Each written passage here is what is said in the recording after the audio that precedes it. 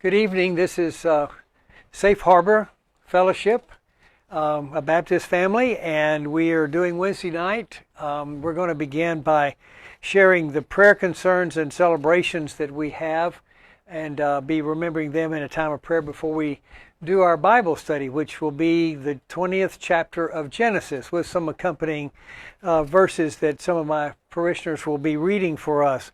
But I forgot to get a hold of Marilyn Milam today, but she is supposed to be going home today, I think, or Friday. I can't remember exactly the date, but we're still praying for her because going home, even though it's going to be very satisfying for her, it really puts her in a very vulnerable situation. So I don't know if she's going to have somebody helping her with her double bypass, but she hopes to go home. We did get a text from Lydia that Ida's post-surgery, the area where the port was installed is very healed and looking great. She's scheduled for her first chemo next Tuesday, and so she's well on the way and feeling very good about where she is. So we do want to continue to remember, though, Ida and the family as she enters this journey that is there. Mimi's son, Andre, and just continues to do okay, and Mimi's doing okay with that too. So she'll just stay on this case. I texted Jimmy Nell while Judy and I were eating, and she texted me back that Mike seems to be doing a little bit better. They examined the wounds where they had installed the electrodes, and they turned it up a little bit, and her word was that it's slowly getting a little bit better. So they've got some hope. Let's pray it continues to do that. They do have another level of shock that they can go into, an elevation of a stimulus. But right now they're on level 2. So if it's working, they probably won't go to level 3 until it's required. But it was just good news to hear that maybe he's got some hope, and there's some sweet things that are going on there.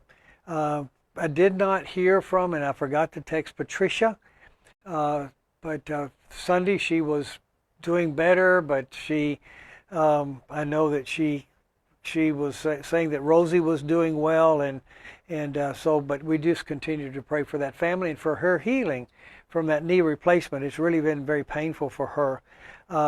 Ida's sister Dora, who's just really hanging around but ready to go home, but they're caring for her, but Ida's being pulled out of that loop, and that's really sad for Ida. But we want to remember Dora Silva. Linda Anderson flew in today, and she is just wiped out. She was in bed when Leonard texted us. She's evidently had some cold or whatever. She was up in Dallas with Billy, but they removed the stent and did not insert another one and put him back together again, and he went home. And so he's hoping he's back to going to Louisville. Okay. But he stayed in order to take her to the airport.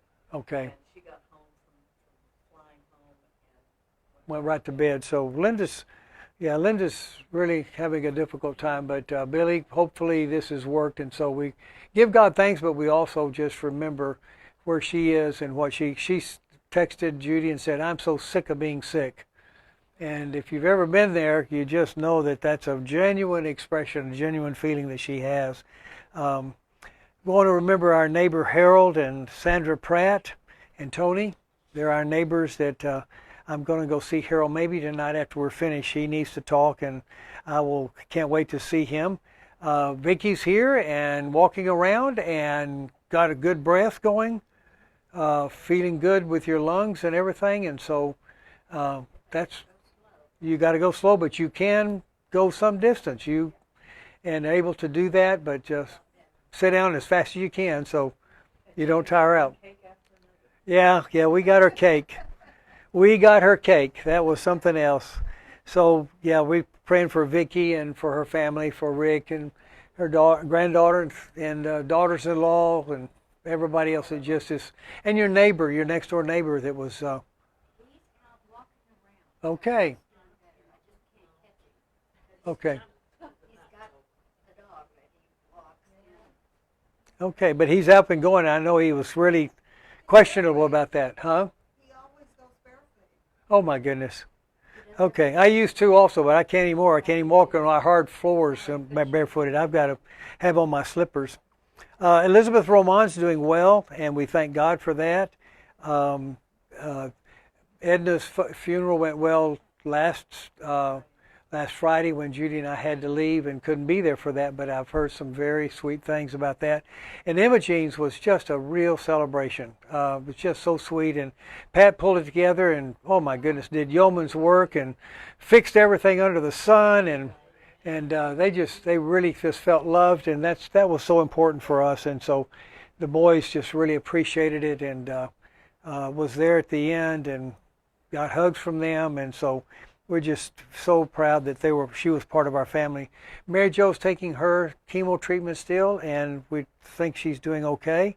Yes, I need to give her a call. I haven't talked to her Okay. in 2 days. Vic Medina is recovering from his severe wrestling with COVID, but seems to be doing better. He talked with somebody Sunday. Somebody in the church talked to him, and he sounded like he was doing it. I don't know if it was Ronnie Gibson or somebody. I can't remember who it was, but we're just really, really grateful for that. We need to remember George Swank and his brother lost his mother last Friday, and they're going to be taking her back to New Jersey to be buried. She's being cremated, and so he and his brother are going to go back there and spread her ashes from the beach out to the sea, and the place where she grew up and swam and everything else. And so that's just really something for them, and we just have such appreciation for him. And he had to be here Sunday, and the sweet thing, if you didn't hear Gwen's, most of you were in Sunday school, I think, but heard Gwen telling the story about a week before she died. She was just singing to the top of her lungs, "Oh, he's a jolly good fellow, for he's a jolly good fellow." And the nurses' aides came in and said, "You've got to be quiet. You're right next door to somebody. You're working everybody up." He said, but she says, "Don't you see God's in this room? I can see him. Can't you see him? You got to call my son. Get him over here. I want to let him see God too." 5:30 in the morning. 5:30 in the morning. I didn't remember what time it was. And then soon after that, she slips into the coma and never wakes up and goes home. But God came to remind her that he's a jolly good fellow. And that was just one of those really sweet moments that he got to share. And Pat's still waiting for the schedule. You got to see the doctor. And Right. okay, but you got to see them and get it scheduled. Okay. Just don't put it off too long. We don't want to be carrying you around. So just, yeah, you did. Yeah. And Krista Burke was asking for some prayers for a special friend of a co-worker of hers that is very ill, I don't think with COVID. And then she had another friend of hers that whose marriage was going through very difficult times, and so she was asking for prayers for both of those. Lydia's cousin is somebody else that we have been praying for. Marilyn, Gwen is home with Steve, and Steve's son is here, and so she wanted to be with them and be with family. That's why she's not here tonight. Does anybody else have a prayer request? Yes, Joanne. Well, I did get a call from Elna. Okay. Sister-in-law. She said that they were taking Mike down to Baytown. Okay. Some sort of a specialty. Special therapy sort of thing to get him. Okay. But anyway, she was. So he's doing well, continues to progress. They wouldn't be doing that. She'd been in the hospital. Oh my goodness. I'm not sure what that was. Okay. She didn't elaborate on that. She was just leaving me a message. Okay. Good. I had her down, so. Stolen. Huh? We got a lot of this stolen. Yeah, Louisiana and Baytown and all got flooded, and Houston and yeah, Houston didn't get so much because it turned away from it. They were on the dry side like we were, but Galveston, yeah, Port Arthur, Beaumont, and then into now it's in. It seems to have stalled over southern Louisiana, which is the last place it needs to be. Yeah, it's taking its time. It's on a bayou flatboat, just paddling. It's not going anyplace very fast. So, just sad for those people. They've still don't have electricity and devastation. And I heard about a news thing about a woman whose roof was leaking and was waiting to get it fixed. And here comes Nicholas, and she shows a video, and the roof is still leaking into her home, and so just the sadness of what people go through and what it means for them. Yeah. Okay, let's have a prayer, and then we will share our Bible study tonight. God, we are very mindful of people that we care about who are struggling with life issues. We remember those that we're fond of who feel as if they're just tired of battling for life, for breath, for health. We remember them and lift them before you, asking your presence to be with them, to comfort them. We also are very mindful of those moments and those pieces of good news that have come to us that reminds us of your capacity to heal and to answer prayer and to be with those that we care about. So God, we lift all of these needs to you and all these individual stories to you, knowing that you do not lose one piece of the thread of their story and their situation. It is all in your mind, it is all in your presence, and you know everything about them and those situations through and through. Thank you for being in attendance, and thank you for caring for those as we join you in caring for those through this simple act of praying for them. Watch over and protect us, and grant us a sense of your presence as we dive into your word, being willing to hear what you have to say to us this night. In the name of Christ, the Word made flesh, the real Word that redeems us and sets us free. It is in the name of the Word Jesus that we pray. Amen. Now we're in Genesis chapter 20. It's the whole chapter, so we still haven't left the saga of Abraham and Sarah and his adventures. I would remind us again that the document that you have in your lap did not get written down until probably 1,000 years after these stories begin to circulate orally among the Jews in Palestine and in their, obviously with Abraham coming from Ur of the Chaldees, there was no Palestine, but as the children of Abraham and Isaac and Jacob lived, they remembered the stories of a great-grandfather. We kind of understand that a little bit because my boys keep asking about their grandmother. And on my side, they knew the grandmother on their mother's side, but not mine. And so we have stories, and just watching my oldest son enjoy so much the stories about my dad who was killed in North Korea as he explored the eyewitness accounts and the government accounting of his death and of where he was. And I just watched. He never knew him. I don't remember him. I knew him. I've got pictures of me in his arms, but I don't have any recollective memories. So my oldest brother does, and so I know what it's like to sit around and to pick at Sammy, my oldest brother, and say, "Tell me some more stories about Daddy. What do you remember?" And of course, there's some vivid moments that Sammy had. That the one that sticks out to me was the day on our farm. I mean, I can see the house because I was raised in that house, even though Mama had it widely expanded after Daddy's death, and because with 4 boys we needed elbow room. But anyway, she goes to the front door, and there are 2 very nattily dressed military people who give her a telegram that informs her that her husband is MIA and suspicioned to have been KIA, killed in action. And Sammy remembers Mama receiving the news almost like she didn't believe it. She was gracious, thanked him. They walk away. She walks back into the house and into the kitchen. I know that journey from the front door through the remainder of the living room. It really was a formal dining room at the end of the living room, but we didn't have a dining chair there or any table there. And she walks in and opens the refrigerator door, and Sammy says, I'm sitting on the stool behind her over against the cabinet, and I'm watching her, and she opens the door and stands there, Sammy says, for what seemed like 15 minutes as she's processing what she's just heard. And she makes a statement finally at the long, looking into the refrigerator as if she can't remember what she was going to get there. Finally, she says, without turning around to face Sammy, but just simply says out loud to him, Sammy, I don't know what we're going to do, but I know God will be with us. And that's meaningful to me. I wasn't there. I do not remember. I was there. I mean, I was born, and I'm kind of assuming that my baby brother had just been born because I think the news, she would have been pregnant. Because I think this news came like in January when he was killed the first day of December 1950. So this would have been January 51.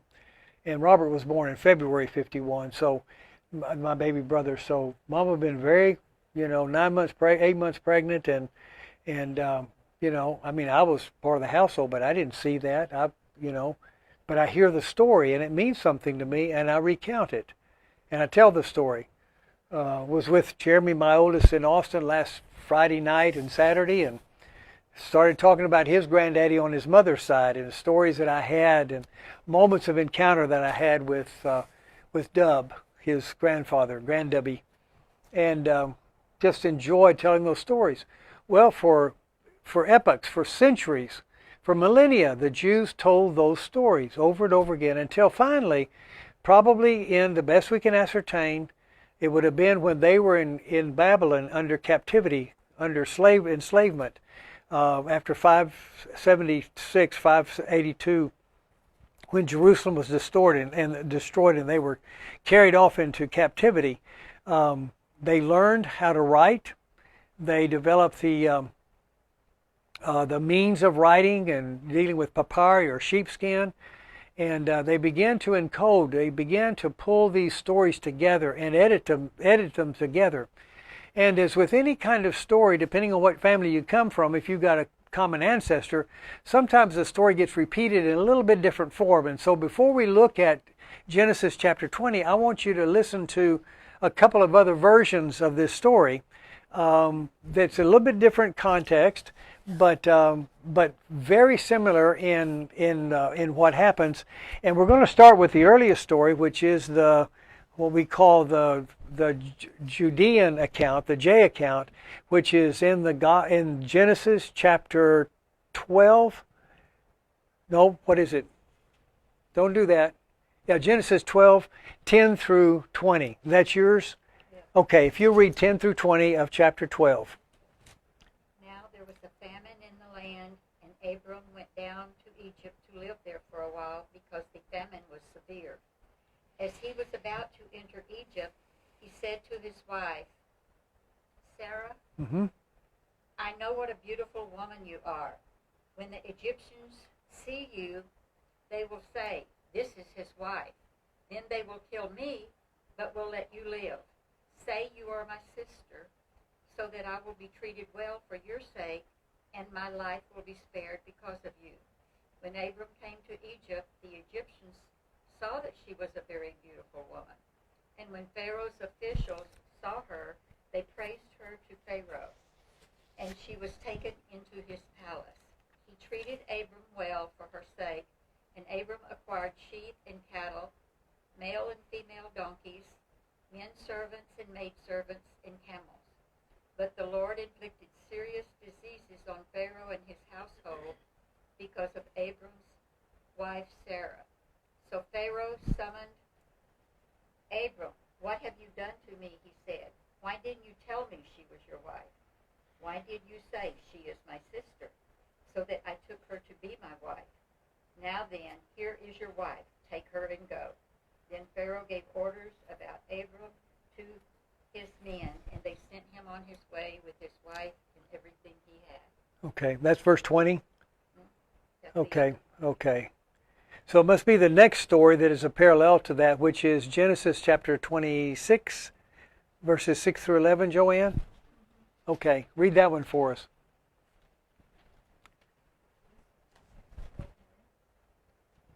So Isaac dwelt in Gerar. Gera. When the men of the place asked him about his wife, he said, she is my sister. For he feared to say, my wife, thinking lest the men of the place should kill me for the sake of Rebekah, because she was fair to look upon. When he had been there a long time, Abimelech, king of the Philistines, looked out of a window and saw Isaac fondling Rebekah, his wife. So Abimelech called Isaac and said, behold, she is your wife. How then could you say she is my sister? Isaac said to him, because I thought, lest I die because of her. Abimelech said, what is this you have done to us? One of the people might easily have lain with your wife, and you would have brought guilt upon us. So Abimelech warned all the people, saying, whosoever touches this man or his wife shall be put to death. Good. And protected him in spite of the fact that he had acted something where. Okay, now we come back.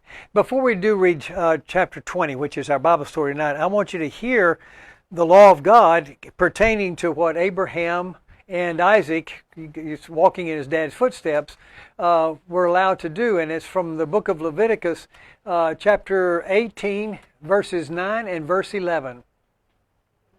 The nakedness of thy sister, the daughter of thy father, or daughter of thy mother, whether she be born at home or born abroad, even their nakedness, thou shalt not uncover. The nakedness of thy father, wife, daughter, begotten of thy father, she is thy sister. Thou shalt not uncover her nakedness. Yeah, but uncovering one's nakedness means to cohabit, to have conjugal rights with them. It's just it's a euphemistic expression that indicates sexual activity. It's a gentle way in which they described how a woman would offer herself to a man. Ruth does that to Boaz.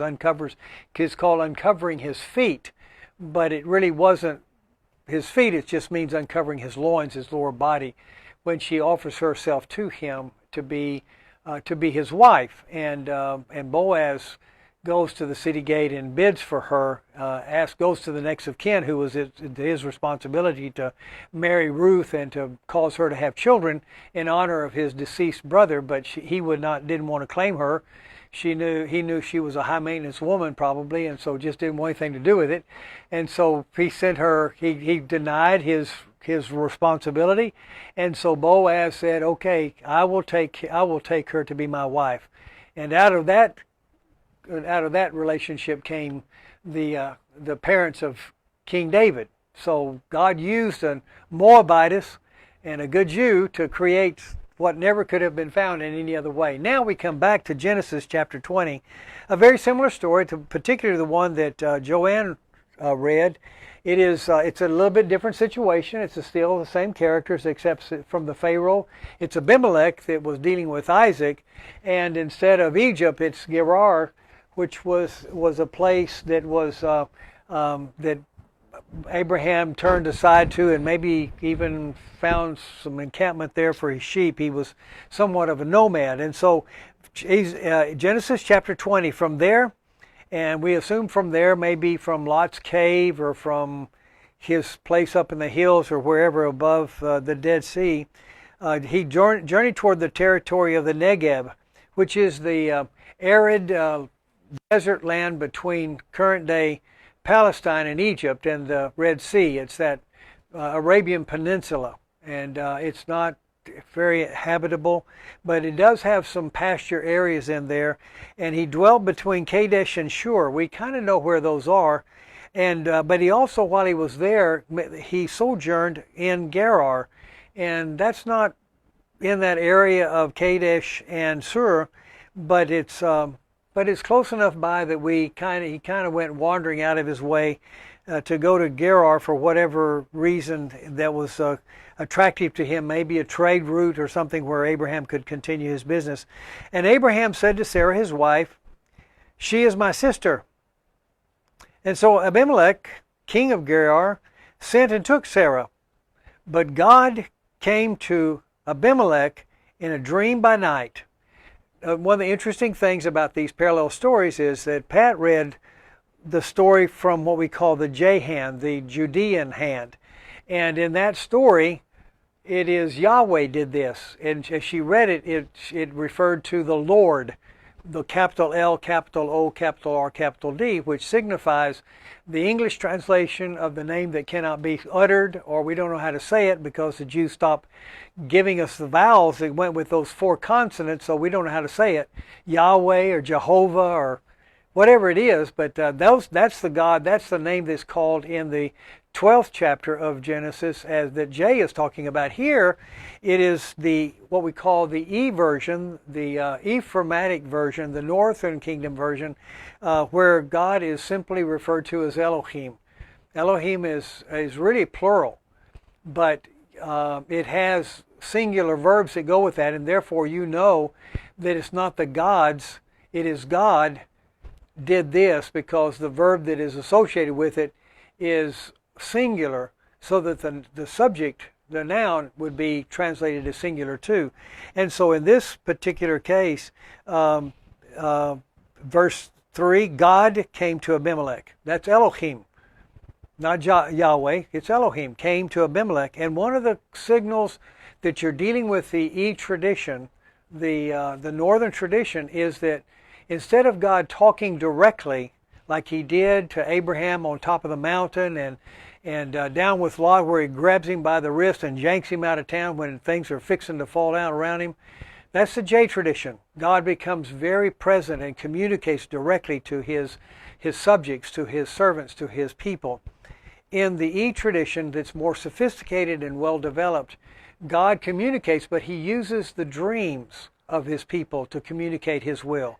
And so in this story, God's not talking directly. God's causing a dream to happen in the life of Abraham, so he knows basically what to do. But God came to Abimelech in a dream by night and said to him, "Behold, you're a dead man because of the woman you have taken, for she belongs to another man."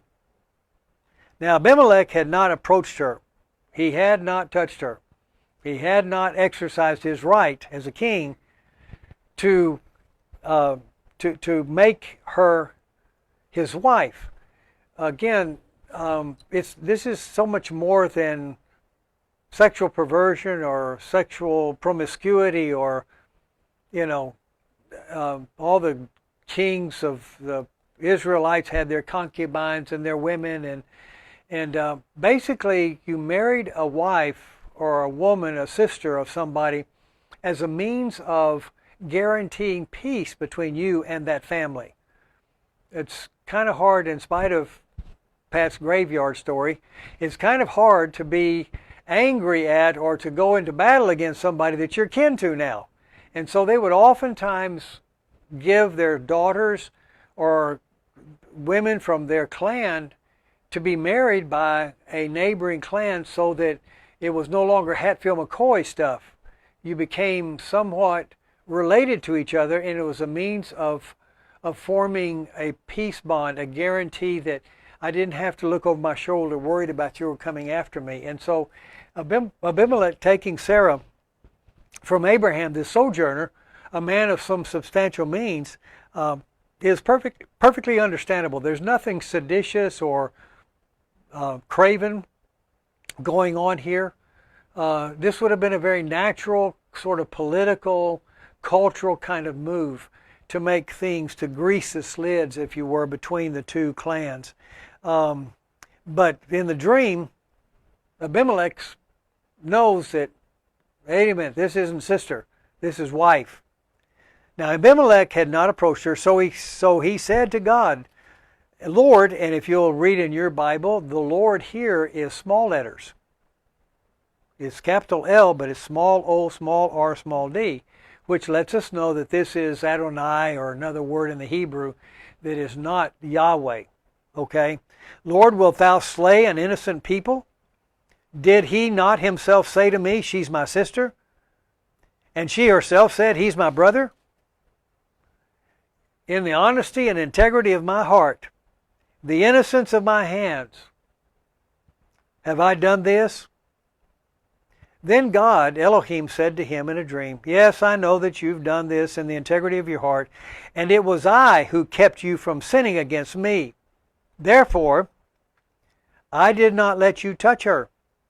I don't know if it maybe was that time of the month, or if it was, because all of those things happened not because it was part of biological necessity.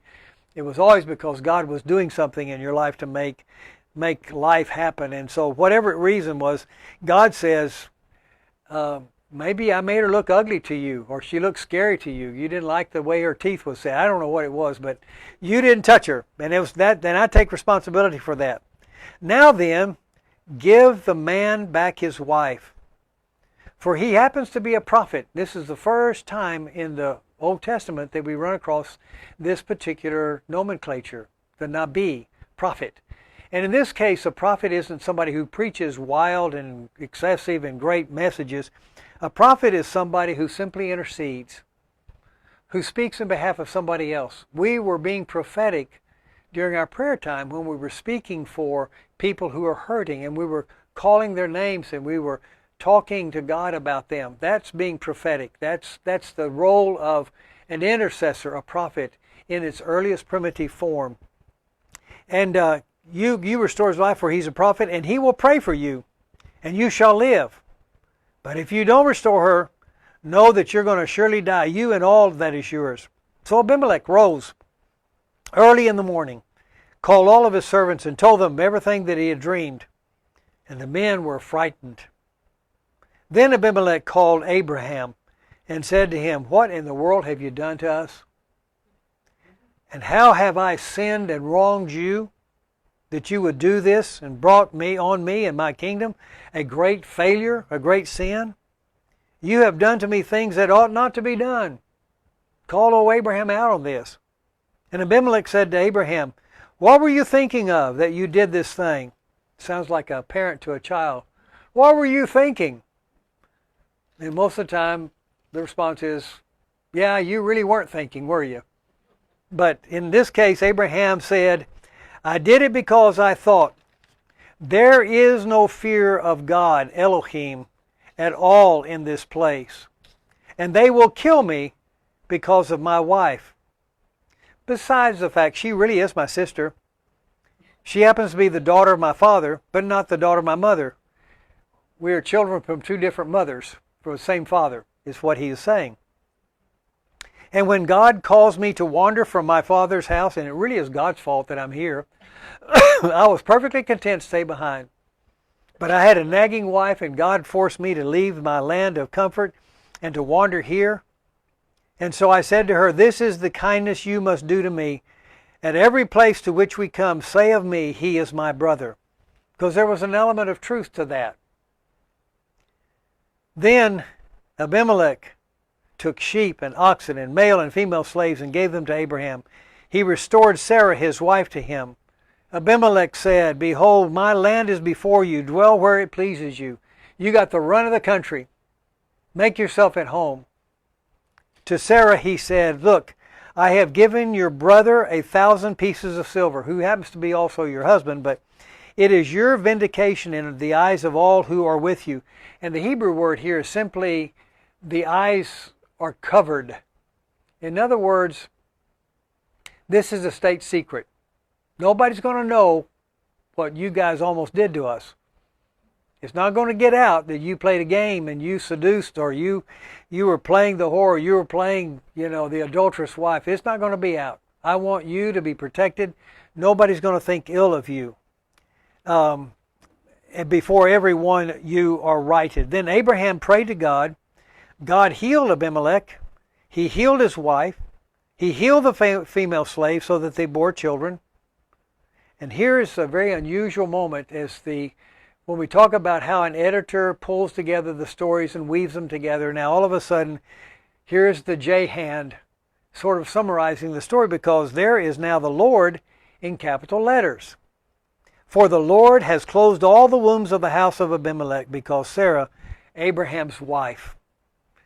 Just an interesting read about a man who acted just to some extent like his nephew Lot, who has two daughters who find and establish a nation with their fathers seeding them and making them pregnant. And here you have Abraham, who marries his father's daughter, but not his mother's daughter.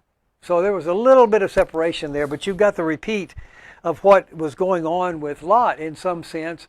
And yet in this case, as the Jews would tell the story, Abraham got sheep and cattle and goats and slave people and, and 1,000 pieces of silver and free run of the place and could go anywhere he wanted to. The interesting things that I draw from this for our Bible study is, number one, the Jews are very good, and the Bible is very good to help us remember that our heroes are human. This is a very less than sterling man of faith. I mean, he trusts God, but can't trust that somehow God's going to protect him in these foreign lands, whether it's in Egypt or in Gerar with Abimelech as the king. He's got to play the political game and give in and make sure. And obviously, when we read this story, it follows the two chapters ago where Sarah's definitely on Medicare and Abraham's way up in years. There's no way. I mean, there are some very good-looking 90-year-old women. I'm not going to be caught saying something different there. But what you have in these stories, it's out of place a little bit. This would be something that might have happened to Abraham as he leaves the Ur of the Chaldees and first shows up in Palestine when they were much younger. And Sarah would have been a good looker, just like Rebekah was a really attractive woman and very tempting to Abimelech. And you'd think Abimelech would learn his father had pulled that shenanigan on him some years before, and now here he goes again. And all that Abimelech could say, well, the acorn doesn't fall that far from the tree. Here you are again. Here you're getting it done again. And so God's word remembers that our heroes are also very human. And it doesn't mask that for us. Just like the great apostle Peter. My goodness, you read the New Testament and he is just, he is really one messy teenager. Does it wrong. Mouth is always open. He speaks before he thinks. He does everything wrong. But he's one of the beloved. So with whatever you think you have, what kind of rascal you've been, I want you to know that the Bible is full of those characters of fully human people who have nothing to make you believe that somehow they were a cut above every other human being, that's why they got to play the role and be blessed by God the way they did. That's not true. God alone makes the choice as to how he will bless and how he will use. And there's nothing about your pedigree, there's nothing about your biography, about your particular employment application form that would say you somehow deserve to be more honored and blessed by God than anybody else. It's totally God's choice to bless and to move us. It's the driving force in our lives that we are blessed and we are redeemed and we are part of God's family because of what God did. Not because we are more deserving than somebody else. We can sit and not indulge ourselves in our picayune and self-destructive lifestyles. We don't do that. And yet we never walk around saying, boy, God owes me. I'm the blessed one. I should be because of who I am and how I've lived. I deserve his blessings. Never is that the case. Just like it wasn't for Lot or for Abraham or for Isaac or for Jacob and for all the stories that we'll read. When we fail, the real message of this, when we do our worst, God does his best. And that comes back to me especially. I'm getting to do a wedding this weekend for a family that I've known for some time. And the couple, the bride and the groom, they're still engaged, have an 11-month-old child. Now, they did not ask me about that. If they had of, I would have told them what I do with every other situation like that. And that is simply, we do our worst. God does his best. Can you imagine a better and more sweet gift to come out of your life's journey together than this child? You want to beat yourself up, and there's a place for some guilt. Yeah, there's some places that you didn't love each other enough to say, we need to do this correctly. But it didn't matter to God. He came along, he opened the womb, and again, to antiquity, you have a child because God opened the womb. God's the one who makes it happen. All of gifts of life are God's grace to us. And so here, Abraham looks like a rascal to me, but he gets 1,000 pieces of silver. He gets to pray for the guy that he tried to shyster and pull a fast one on. He gets through him the healing of Abimelech, and his whole family begins to occur again. He ends up with extra sheep and cattle and money and he gets his wife back. What more could God do? Just amazing how God responds to the worst of us and the worst in us. We leave here with that promise that He makes good on every place we turn. It doesn't invite us to do ill, but it does invite us that when we have failed, and when we feel that we are furthest away from God, we realize that we're the ones that move, not God. There's a saying that dear sister, Catholic sister of mine was fond. She just loved this, but it's a little sentence or a little statement that I've seen on a rock at a retreat center up in Bernie, and it simply says, when you feel far away from God, guess who moved? It's not God. You're the one that moved. He's still coming after you. And so whatever your situation, whatever your life, you are in the hands of a God that will never turn you loose and loves you with every fiber of His being. No matter what shame you bring to His name, what embarrassment, and because Abraham had to have been embarrassed by being called on the carpet by a pagan king who was more holy and more ethical than he was. Boy, you talk about swallowing a camel in that moment. Abraham knew God. Abimelech didn't, as far as we know, but he knew when he was in the presence of somebody who had some power to make life miserable. And Abraham, through his intercession, made it right for him. And he was eternally grateful for that. And I'm eternally grateful for you. And I'll get rid of you. Oh, good. A little bit early, which I'm supposed to because I ain't singing and you're not putting up with my solo or anything else. So we get to do this, and I get to dismiss you into the care of a God who knows right where you are and is fixing to leave this place with you and walk with you whatever step you take and wherever you go. Oh, God, bless my family, my loved ones, and those that we have remembered here this night. God, grant to us a sense of your presence as we walk your ways and walk with you wherever we go and whatever decisions we make, even when they're the wrong decisions. Help us to discover with Abraham that you've never left us. You're right there when we accept and acknowledge our failure, only to find you already forgiving us, already making things right. Thank you for being that kind of a God. I give these, my dear friends and my brothers and sisters, into your keeping. In the name of Jesus, amen. Go in peace and go in joy.